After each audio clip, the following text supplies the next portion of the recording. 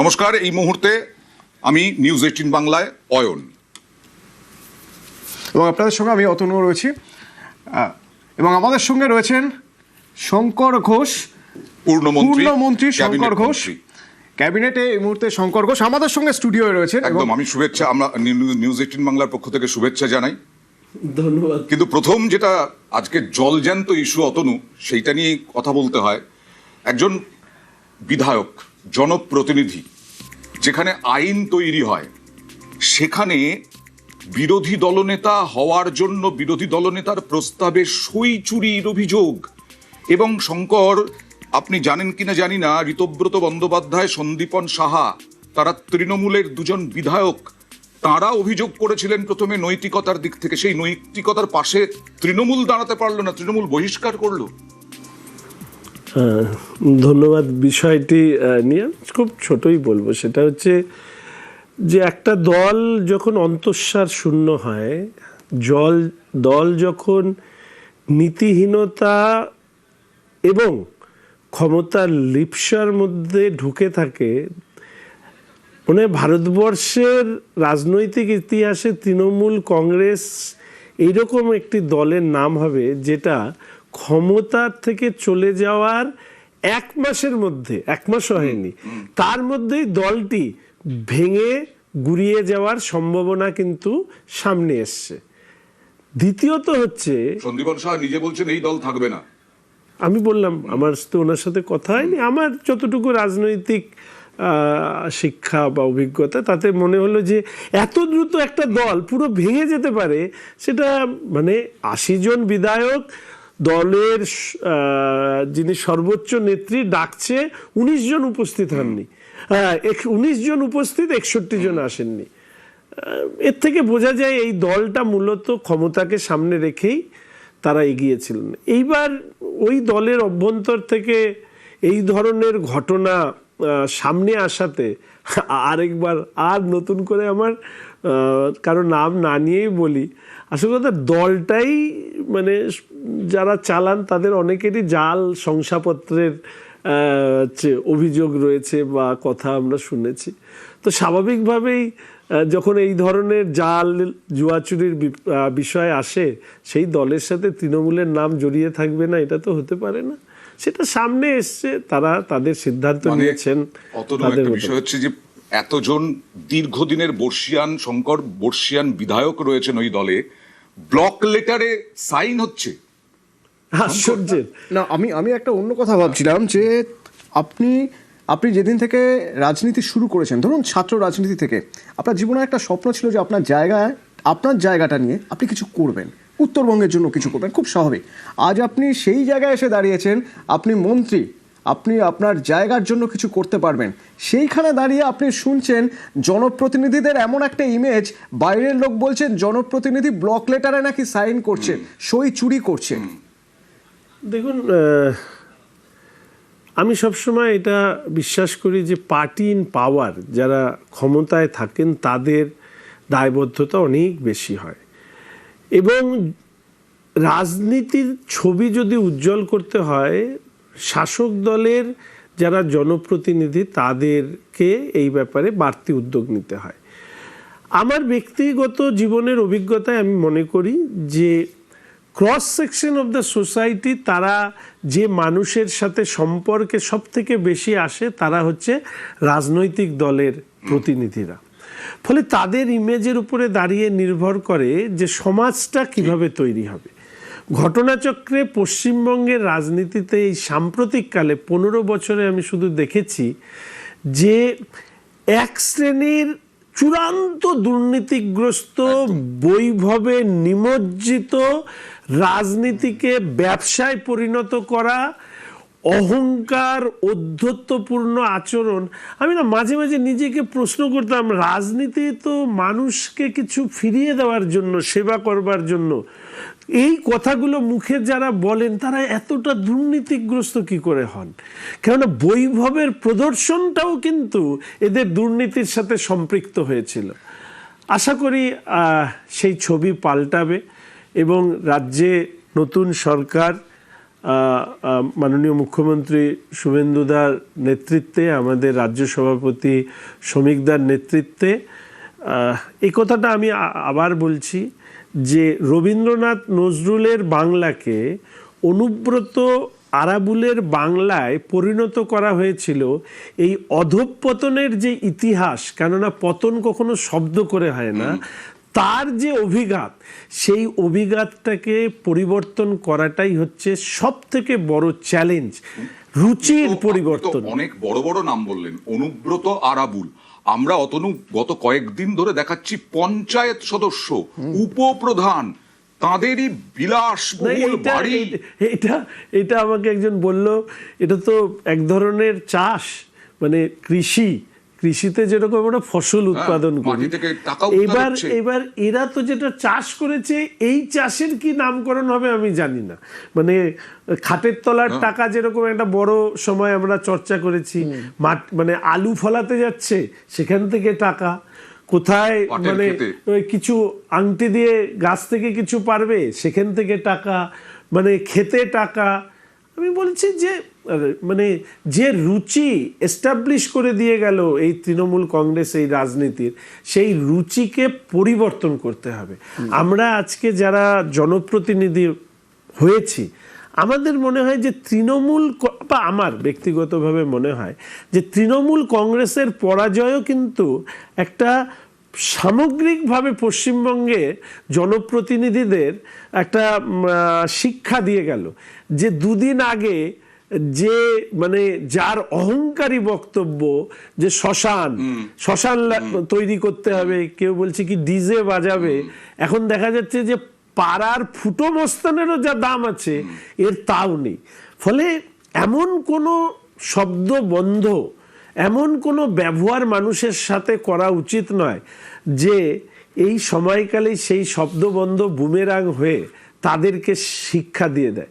ফলে আমি তো অন্তত প্রতিদিন যেটা ভালো সেটাকে দেখবার চেষ্টা করি, যেটা সমাজে রাজনৈতিক কারণে যেটা খারাপ হচ্ছে সেটাকেও বর্জন করার জন্য সবসময় চেষ্টা করি। এবং আমি যখন যেখানেই বক্তব্য রাখি না কেন, আমি সবসময় এই কথা বলেছি যে রাজনৈতিক জনপ্রতিনিধি বা নির্বাচিত জনপ্রতিনিধিদেরকে আর 10টা মানুষের মতন দেখুন, তাদেরকে এমন জায়গায় পৌঁছে দেবেন না যেখানে দাঁড়িয়ে সে নিজের সমাজকে চিনতে না পারে। রাইট, সেই জায়গায় দাঁড়িয়ে এই যে ক্লাবে পুজো হবে, টাকা অমুক টাকা, তমুক টাকা, এই যে দেয়, এই দেওয়ার সময় কেউ প্রশ্ন করে এরা কোথার থেকে দেয়, কোনো কাজ করে না, অথচ দু পকেট ভর্তি টাকা। মানুষ যদি সামনের দিকে তাকানোর সময় একদম শঙ্কর ঘোষ কিন্তু পুরোটাই সাদা। আমার মনে আছে, মানে এই শঙ্কর ঘোষকে আমরা আগ্রাসী মনোভাবে দেখেছি বিধানসভার ভিতরে, বিধানসভার বাইরে, বারবার। আজ পূর্ণ মন্ত্রিত্ব পেয়েছেন, এমন একটা সময় উত্তরবঙ্গ নিয়ে কথা হচ্ছে, আর হয়তো মেরে কেটে মাস 2 হাতে সময় রয়েছে। প্রত্যেকবার জুলাই, আগস্ট, সেপ্টেম্বরে বিপর্যয় চলে আসে উত্তরবঙ্গে। সেই আগ্রাসী মনোভাব নিয়ে কাজে দেখব শঙ্কর ঘোষকে। প্রথমে তো বলি, মন্ত্রী আমি হইনি, মন্ত্রী হয়েছে আমাদের দলকে যারা সমর্থন করেছেন তারা। আমি ব্যক্তিগত কোনো সাফল্যের অধিকারী নই। আমি তো জানি যে এই দল ক্ষমতায় আসতে, শ্যামাপ্রসাদ মুখোপাধ্যায়ের ভূমিতে ভারতীয় জনতা পার্টির পতাকা তুলতে প্রায় 321 জন মানুষ তাদের জীবন বলি দিয়েছেন। কত মানুষ ঘরছাড়া হয়েছেন, কত মহিলারা অত্যাচারিত হয়েছেন। এবং আপনি বললেন না আগ্রাসী মনোভাব, আপনাদের মনে আছে নাগরাকাটায় আমাকে মেরে ফেলার, খগেনদার আমাকে মব লিঞ্চিং করা হয়েছিল।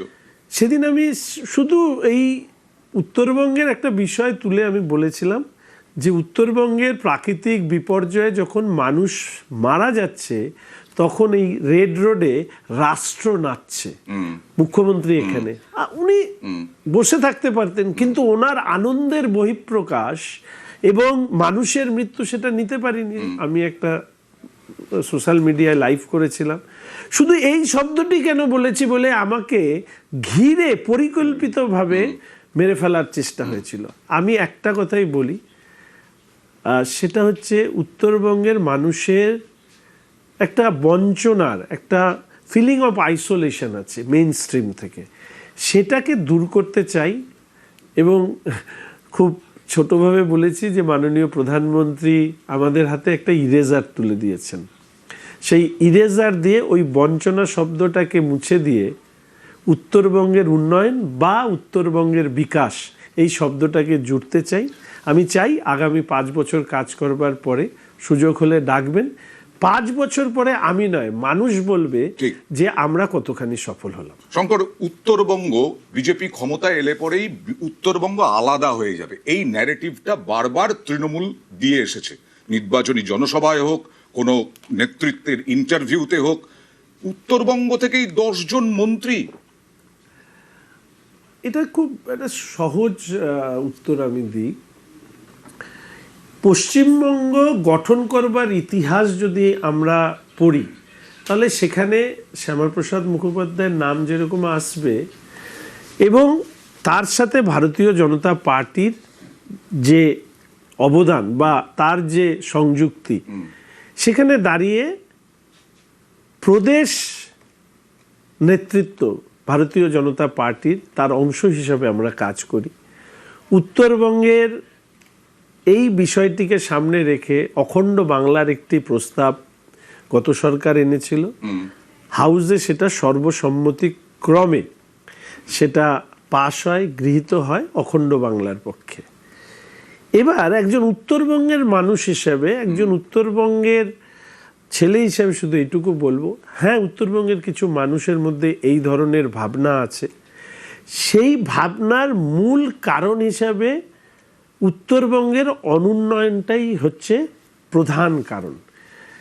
এর আগেও আমি বলেছি যে উত্তরবঙ্গে মুখ্যমন্ত্রীর ভ্রমণ হচ্ছে শুধুমাত্র হাওয়া পরিবর্তনের জন্য, চা বাগানের ছবি তোলার জন্য, উত্তরবঙ্গের মানুষের প্রশ্নের উত্তর না দিতে পেরে কিছু বিভ্রান্তিকর বক্তব্যের মধ্যে দিয়েই তার পরিসমাপ্তি হয়। এবার আমাদের দায়িত্ব, যে মানুষরা যে কারণে তারা বঞ্চনার কথা বলেছেন বা কোথাও একটা তাদের মন আহত হয়েছে যে রাজ্যের অভ্যন্তরে একটা শাসন ব্যবস্থার যে অংশগ্রহণ দরকার পিছিয়ে পড়া অংশের ক্ষেত্রে সেটা ছিল না, তো স্পিকার সাহেব থেকে শুরু করে 10 জন মন্ত্রী, উত্তরবঙ্গ থেকে আমাদের প্রাক্তন প্রদেশ সভাপতি, কেন্দ্রীয় মন্ত্রী, আমার মনে হয় মানুষের বিশ্বাসের জায়গায় ভারতীয় জনতা পার্টি অন্তত কোথাও একটা উঠে দাঁড়াতে পেরেছে। ডাবল ইঞ্জিনের সরকার, মাননীয় প্রধানমন্ত্রী বলেন বিকশিত ভারত, বিকশিত পশ্চিমবঙ্গ, তার সাথে বিকশিত উত্তরবঙ্গ। এটা আমরা মানুষ সাথে দক্ষিণবঙ্গ সব পায়, উত্তরবঙ্গ কিছু পায় না, এটা যেন না ভাবতে পারে না।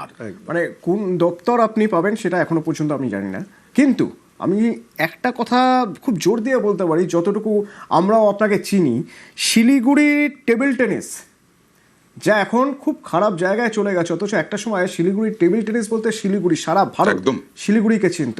শিলিগুড়ির খেলা বা সেই মানে স্পোর্টস কালচার, সেটা আপনি ফিরিয়ে আনবেন আশা করি। দেখুন, প্রথম কথা, আমি এমনি মাঠের ছেলে, ফুটবল ক্রিকেট সবই খেলেছি। শিলিগুড়িতে থাকবে অথচ কেউ টেবিল টেনিস ব্যাট ধরে নিয়ে, এটা হয় না আমাদের। আমি বলবো যে একটা অধোগতির, অধোরুচির সরকার এখানে প্রতিষ্ঠিত হয়েছিল। শিক্ষা, স্বাস্থ্য, ক্রীড়া, মানুষের সামাজিক রুচির একটা অধঃপতন হয়েছে। ফলে সেই, আর এর আগেও আমি বলেছি, পতনের কিন্তু কোনো শব্দ হয় না। 15 বছর ধরে যে পতন হয়েছে, সেই পতন থেকে পশ্চিমবঙ্গকে তার আগের জায়গায় ফিরিয়ে নিয়ে আসবার ক্ষেত্রে আমরা নিশ্চিতভাবে কাজ করব। Table tennis is one of the important component, এবং আমাদের যারা বন্ধু বান্ধবীরা যারা আগে টেবিল টেনিস খেলতো, এখন বিভিন্ন জায়গায় তারা দায়িত্বে আছেন কর্মকর্তা হিসেবে, যারা খেলছেন, নিজে আমি যে পাড়ায় থাকি সেখানেও একটা সুন্দর আমরা কোচিং ক্যাম্প করেছি, সেখানে আমাদের শ্রমিকদার সহযোগিতায় আচ্ছা। প্রায় CSR এর থেকে 15 লক্ষ টাকা নিয়ে এসে সেখানে রোবট দিয়ে প্র্যাকটিস করানো থেকে শুরু করে আমি আশা করি যে আগামী 5 বছরের মধ্যে দিয়ে কথা নয় কাজ দিয়ে মানুষের প্রত্যাশা পূরণ করা, এবং 2031-এ আবার বলছি তখন মানুষ বলবেন যে আমরা এইটা কতটা গত পারলাম। কয়েকদিন ধরেই আমরা শুনে আসছি কথা নয় কাজ বেশি। কোন কোন কাজকে, উত্তরবঙ্গে বিশেষ করে কোন কোন কাজকে আপনি অগ্রাধিকার দিতে চান? দেখুন, এই মুহূর্তে স্পেসিফিক আমি একটা জিনিস বলতে পারি, সেটা হচ্ছে যে এখন কিছু দপ্তর বন্টন হয়ে গেছে, কিছু দপ্তর বন্টন হবে 12 তারিখে। প্রত্যেকটি দপ্তরের একজন মন্ত্রী হবে, কি 5 মন্ত্রী ইতিমধ্যে হয়েছে। উত্তরবঙ্গ উন্নয়ন দপ্তর হয়েছে, তার মন্ত্রী হয়েছেন মাননীয় নিশীথ প্রামাণিক মহাশয়। ফলে এই মুহূর্তে এটা আমার পেরিফেরির মধ্যে পড়ে না। আমি যেটা হওয়া উচিত আমার রাজনৈতিক শৃঙ্খলা বলে সেটা আমি মাননীয় মন্ত্রীকে বলবো, কেননা আমি যেটা বলবো সেটা একটা সরকারি ভাষ্য হয়ে যাচ্ছে। আমি চাই না যে এই মুহূর্তে যে দপ্তরের মন্ত্রী ঘোষিত হয়ে গেছে আর যে দপ্তর গুলোকে মুখ্যমন্ত্রী এখনো রেখেছেন বন্টন করবেন, সেই নিয়ে একটি শব্দ আমি ব্যবহার করতে চাই। 15 বছরে অত আমরা দেখিনি, কিন্তু হ্যাঁ, এটা 15 বছরে আমরা এই শৃঙ্খলা দেখি। যে যেমন পড়েছে মানে বসেছেন তিনি বলতে শুরু করে দিয়েছেন। এইটা কিন্তু এই শৃঙ্খলাটা বিজেপি আসার পরেই আমরা, এই বিজেপি যে আসবে এত বিপুল পরিমাণ আসন নিয়ে, শঙ্কর গত কয়েক বছরে আপনি বিধায়ক হিসেবে যে ভূমিকা পালন করেছেন, বলতে দেওয়া হয়নি বিরোধীদের, এরকম অভিযোগ বারবার উঠেছে। সেই ক্ষেত্রে আপনারা কল্পনা করেছিলেন, আত্মবিশ্বাস ছিল যে এবার আসবেন আপনারা? প্রথম কথা, যদি আপনারা দেখেন যে বারংবার আমাদের তৎকালীন বিরোধী দলনেতা আজকের মুখ্যমন্ত্রী তিনি সাসপেন্ড হয়েছেন, এবং ঠিক তারপরেই সবথেকে বেশিরভাগ সাসপেন্ড, সবথেকে বেশিরভাগ দিন সেটা আমিও হয়েছি। ঘটনাচক্রে 2021 থেকে 24 অবধি একটা ফেজ আমরা দেখেছি, 24-এর পরে 24 থেকে 25 অবধি একটা ফেজ দেখেছি, 25 থেকে 26 পড়া জানুয়ারি থেকে তারপরের একটা ফেজ। খুব যদি ঠান্ডা মাথায় আপনারা খেয়াল করবেন, দেখবেন যে আমাদের রাজ্য সভাপতি শ্রমিকদা একটা কথা বলেছিলেন। তিনি বলেছিলেন তৃণমূল কিছুতেই ফিরবে না, তৃণমূলের ফেরা সম্ভব নয়। দেখুন, এই যে শব্দ বন্ধটি উনি প্রয়োগ করেছিলেন, এবং এটা আমি যেহেতু কাছে থাকি, সাথে বেশি থাকার সুযোগ থাকে, আমাদের বিরোধী দলনেতা সে তৎকালীন তার যে এনার্জি, ট্রিমেন্ডাস লেবার দেওয়া, এবং আমি ওনাকে কোনো সময় স্থির হয়ে বসে থাকতে দেখিনি। এই যে একটা সাংগঠনিক পরিকল্পনা এবং বর্তমান মুখ্যমন্ত্রীর মানুষের সাথে প্রতি মুহূর্ত প্রতিটি সমস্যা নিয়ে পৌঁছে যাওয়া, এর মিশ্রণ, এবং তার পাশাপাশি 3টে স্টেটমেন্ট আমি মনে করি তৃণমূল কংগ্রেসের বিপর্যয়ের অন্যতম কারণ হলেও হতে পারে, আমি বিশেষজ্ঞ নই। রাজ্যের মাননীয় মুখ্যমন্ত্রী বলেছিলেন 1 সেকেন্ডে 12 বাজিয়ে দেবে একটা কমিউনিটিকে। এটা ছিল অ্যাপিজমেন্ট পলিটিক্সের সর্বোচ্চ পর্যায়ে। আমি বামেদের ব্যক্তিগতভাবে আমার রাজনৈতিক অভিজ্ঞতায় মনে হয় বামরা মানে তাদের একটা হিন্দু বিদ্বেষী মনোভাব সবসময় আমি ফিল করেছি। পরবর্তীকালে সেটা মাননীয় মুখ্যমন্ত্রী এই বামেদের হিন্দু বিদ্বেষী মনোভাবের উপরে একটা অ্যাপিজমেন্ট পলিটিক্সের, হ্যাঁ, অ্যাপিজমেন্ট পলিটিক্স তৃণমূল কংগ্রেস তৈরি করেছিল। এই দুয়ের সংমিশ্রণ যখন এই তৎকালীন মুখ্যমন্ত্রী, এবং দুটো স্টেটমেন্ট কি বলেছিল, কি 4 তারিখের পরে ডিজে বাজবে, এবং কি জাহাঙ্গীরের ওখানে বলেছিল ইলেকট্রিক চুল্লি, এবং আজকের দিনে দাঁড়িয়ে আপনাদের চ্যানেলে নয় সব জায়গায় বলেছি, আমি অভিষেক ব্যানার্জিকে আমি দেখিনি, ওনার সাথে আমার মানে উনি যেহেতু বিধানসভা নয়, তা আমি ব্যক্তিগতভাবে মনে করি যে অভিষেক ব্যানার্জি হচ্ছে রাজনীতিতে অত্যন্ত একটা খারাপ লোক। bad element in politics. He actually destroyed the taste of the politics. উনি যেভাবে চলেছেন সেটা হচ্ছে একজন মানে কি বলে রাজাদের যদি সন্তান কেউ থাকে, সে যখন তার মানে পুরো সাম্রাজ্যকে যদি ধ্বংস করতে চায়, তাহলে অভিষেক ব্যানার্জির থেকে বড় উদাহরণ কেউ হবে না। উনি নিজেকে রাজা না মহারাজা কি ভাবতেন, এখন তো দেখি যে উনি পাড়ার ফুটো মস্তানও না। এই যে আমি এখানে দাঁড়িয়ে আছি বা আপনাদের এখানে এসেছি, গত 5 বছরে মব লিঞ্চিং এর মতন ঘটনা, মেরে ফেলার মতন চেষ্টা, সবকিছুর পরে আজ পর্যন্ত কোনোদিন সিকিউরিটি নেইনি। হ্যাঁ, আর উনি 400-500 সিকিউরিটি নিয়ে ঘোরে। এখান থেকে একটা জিজ্ঞেস করি, মার খেয়েছেন, ধাক্কা খেয়েছেন নাগরাকাটায়, আমি খুব সংক্ষেপে জানতে চাইবো, বা তৃণমূলের বিভিন্ন অত্যাচার এইসব শিকার হয়েছেন, অভিযোগ করেন, প্রতিশোধ স্পৃহা জাগে না? না, তাহলে তো মারের বদলে মার দিয়ে তো সমাজ চলে না। আমরা তো আফটার অল মানুষ। ফুটবল, টেবিল টেনিস ভালোবাসা, বৌডুলি মাছ ভালোবাসা, শঙ্কর ঘোষের জীবন কি বদলে গেল মন্ত্রী হওয়ার পর? একটাই সমস্যা হয়ে গেছে, মানে এই কদিনে বন্ধুদের সাথে আর দেখা হচ্ছে না। আমি অ্যাকচুয়ালি বেসিক্যালি স্ট্রিট গাই, মানে রাস্তাঘাটে সাধারণভাবে চলা, বন্ধু ভালোবাসি ভীষণ, আর পরিবারের সাথে ঘোরা, ছেলেকে নিয়ে ঘোরা, এগুলো একটু মিস করছি।